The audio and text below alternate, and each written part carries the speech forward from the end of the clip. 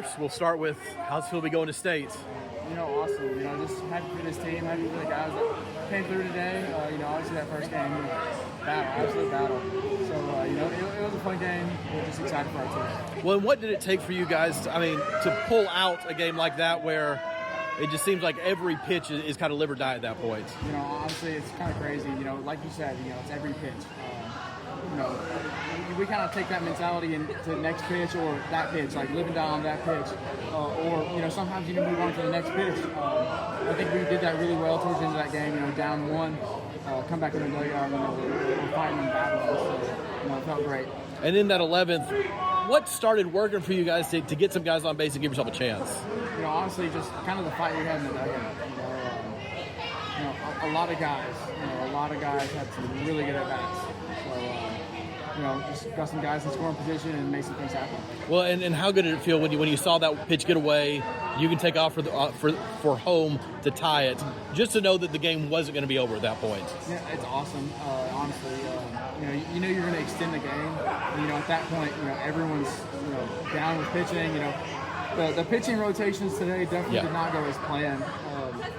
It happens, and I think overall we made the better adjustments in the game. Well, what's that kind of say about you guys as a staff that you can adjust and guys can maybe go longer or go in different spots than expected and produce? Right. I think that's huge. Especially going to the state. State's obviously a little different. There could be a chance of 4+ games. 4 being the best. So obviously to have guys come through in moments like that, I think it really boosts your confidence going into some later games, maybe down at state. And then this week for you, that Mr. Baseball Finalist honor, well, what does that mean to you? It means a ton to me.